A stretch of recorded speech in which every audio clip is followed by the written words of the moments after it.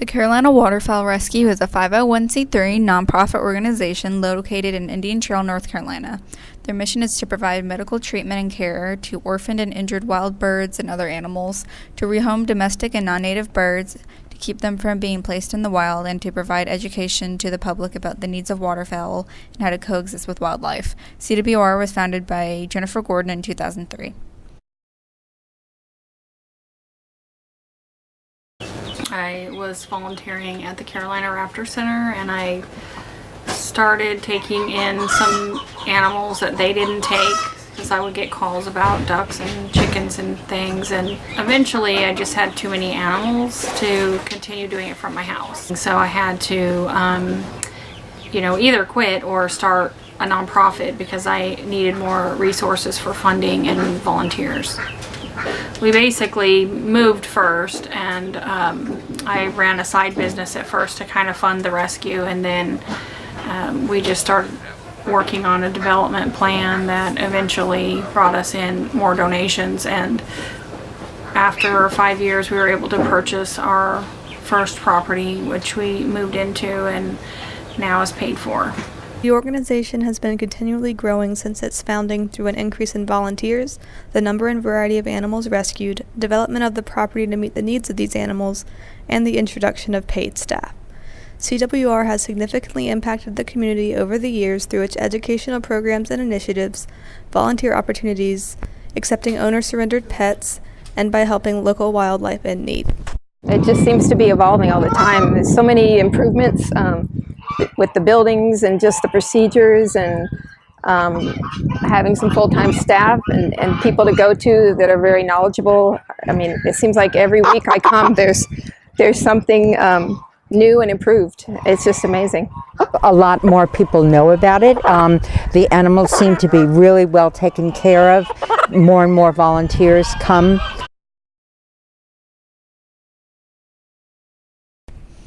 The Carolina Waterfowl Rescue takes in a variety of animals, including those that are orphaned, injured, or sick. Many animals come in that have been injured due to being hit by a car, caught in fishing line, attacked by dogs or cats, or are domestic species that have been abandoned. These animals are rehabilitated and may become residents of the rescue, released, or adopted out. We do the wildlife rehabilitation, which the goal is to take in wildlife and then release it back into the wild.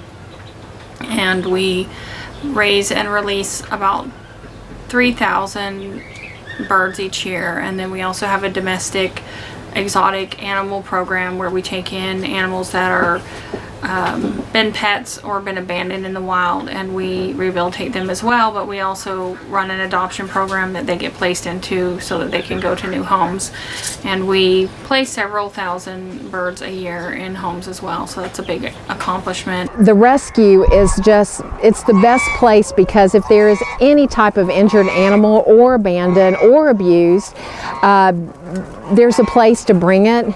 And if we didn't have this rescue, I don't know where they would go or what we would do with them. And I know in my own experience in the past, if I called a couple of the agencies that were known to take in these types of animals, they were usually too full and couldn't do it. All the animals that we rescue and rehabilitate, release, adopt, the domestic birds out, we have made a huge impact on birds' lives, people's lives. The privilege of the community to be able to have these birds around, see them in lakes and ponds.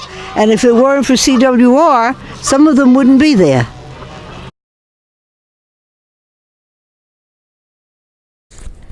CWR engages in public outreach by discussing how to care for birds and how to best coexist with wildlife. Their Facebook page has over 66,000 followers and is often used as a platform where they make educational posts and diagrams. Some topics include the differences between domestic and wild bird species and what to do if you find a baby bird. And so we're basically trying to educate people on a lot of calls we get are about people's pets, and so we help them try to take care of their own animals, and also trying to prevent animals from being abandoned in the wild so that people understand the impact on the animals and also the ecosystem and the wildlife. And so we're trying to, instead of put a band-aid over the problem, we are working on educating people at the root source of problems. I think it's caused people to think about animals, and I think it's gotten out there more. All animals are part of the ecosystem. It's their world too, and we should do our best to try to help them. I think it helps people understand nature better and understand just how everything links together between us and nature. When CWR acquired their current property, it was simply a house with land. Now there are multiple buildings and yards that have their own pool or pond. Buildings and yards include the hospital where injured birds are rehabilitated, the barn aviary, which serves as a transitional yard for birds who are gaining back their strength after rehabilitation, the Gimpy yard, which connects to the swan yard, is for animals who are old, weak, or disabled. Rooster Forest accommodates the large number of roosters surrendered to CWR. The Peacock Aviary houses peacocks, guinea fowl, and call ducks. Songbird condos are used as pre-release cages for fledgling songbirds. The baby bird room is used during baby season for nestling songbirds and the volunteers who feed them 12 hours a day every day. The pigeon aviary is for pigeons who are often owner surrendered or released by their owners and end up injured. The blind geese yard is for visually impaired waterfowl to have a safe space. All other spaces are accessible to the healthy and physically capable animals to reside and interact with other animals. A pasture for cows and donkeys was designated to give them a place to live separate from the birds. It's changed a lot. We started from a really small shelter to a big place with over 1,000 birds. It was really just with blue tubs for them to swim in, or a man-made pond like some that we have here. I didn't realize there was such a huge need for bird rescue in the area. I just thought, like everyone else, that there was a place that, like a humane society that you called that helped animals, but I didn't realize that the Humane Society and other places didn't help the animals that I was helping, and so it quickly grew into a pretty big thing. But the growth has been amazing. The need has been amazing. I think the fact that was picked up so many years ago, that there's a strong need for rescues for these birds in areas like this or any place.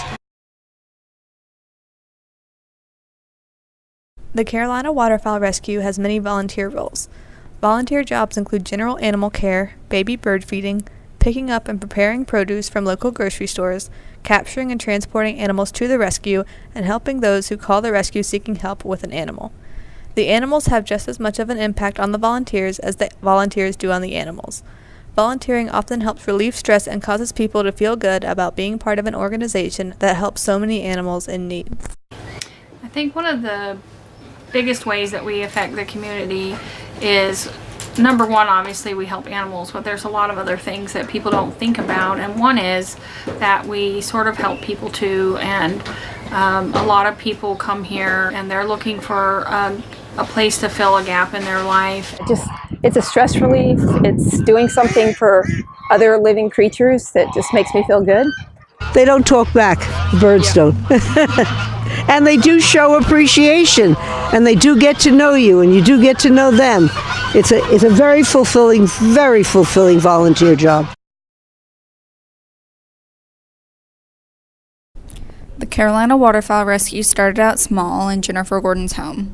Now it spans an 11-acre property housing a variety of species from birds to livestock. CWR rescues and rehabilitates thousands of birds annually.